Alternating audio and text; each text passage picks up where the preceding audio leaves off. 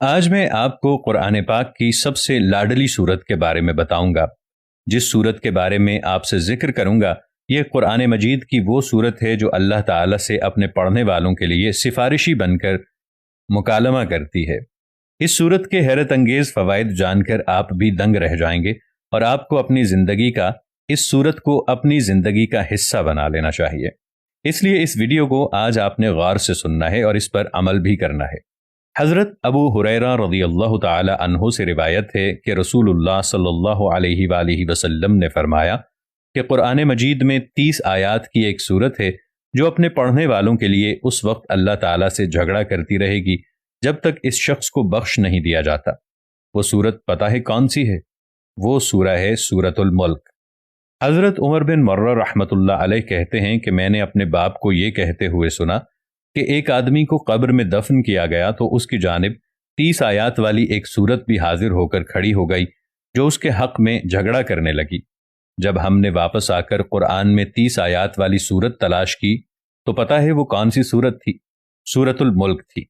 حضرت ابن عباس رضی اللہ تعالی عنہ فرماتے ہیں کہ نبی کریم صلی اللہ علیہ وآلہ وسلم کے صحابہ میں سے کسی ایک نے دوران سفر لا علمی میں ایک قبر کے اوپر اپنا خیمہ نصب کر دیا تو آپ کے صحابی کو یہ علم نہ ہو سکا کہ اس جگہ کسی کی قبر ہے۔ اچانک اس قبر میں سے کسی انسان کی سورۃ الملک پڑھنے کی آواز آنے لگی، یہاں تک کہ وہ سورہ ختم ہو گئی تو واپسی پر اس صحابی نے تمام واقعہ نبی کریم صلی اللہ علیہ وآلہ وسلم سے ذکر کرتے ہوئے عرض کیا کہ میں نے لا علمی کی بنا پر اپنا خیمہ ایک قبر پر نصب کر دیا کہ اچانک مجھے کسی انسان کی سورۃ الملک پڑھنے کی آواز آنے لگی، یہاں تک کہ اس نے پوری سورہ ملک پڑھی۔ نبی کریم صلی اللہ علیہ وآلہ وسلم نے فرمایا کہ یہ سورہ عذاب کو روکنے والی اور قبر کے عذاب سے نجات دلانے والی ہے۔ سورۃ الملک کی آیت نمبر 13 اور 14 کے بارے میں حضرت ابن عباس رضی اللہ تعالی عنہ سے روایت ہے کہ یہ اس وقت نازل ہوئی جب مکہ میں مسلمانوں پر عرصہ حیات تنگ کر دیا گیا تھا اور رسول اللہ صلی اللہ علیہ وآلہ وسلم چھپ کر عبادت کیا کرتے تھے۔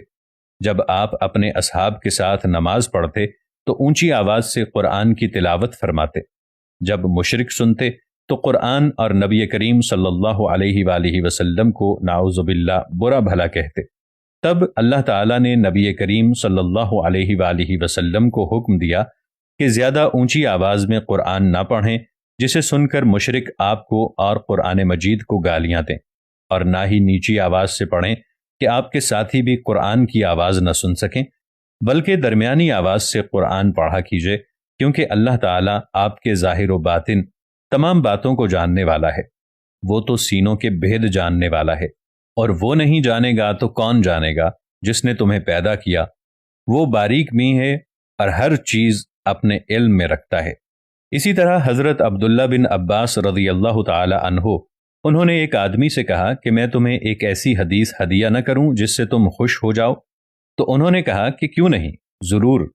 تو حضرت عبداللہ بن عباس رضی اللہ تعالی عنہ انہوں نے فرمایا کہ سورہ ملک خود بھی پڑھیں اور اپنے اہل و عیال اور گھر کے تمام بچوں کو، حتیٰ کہ اپنے پڑوسیوں کو بھی پڑھنا سکھائیں، اس لیے کہ وہ قیامت کے روز عذاب سے نجات دلانے اور جھگڑا کرنے والی ہے۔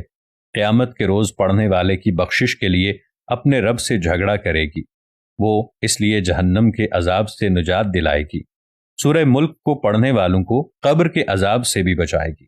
تو اس لیے آپ اس سورہ مبارکہ کو لازمی پڑھا کیجئے، اس کو رات کو پڑھ کر سوئیے، انشاءاللہ تعالی یہ سورت آپ کی حفاظت ضرور کرے گی۔ اگر ویڈیو آپ کو اچھی لگی ہو اور آپ کی انفارمیشن میں اضافہ ہوا ہو، دوسروں کے ساتھ ضرور شیئر کیجیے گا۔ ہو سکتا ہے آپ کے ایک شیئر کی وجہ سے اللہ تعالیٰ کسی کی زندگی اور کسی کا دل بدل دے۔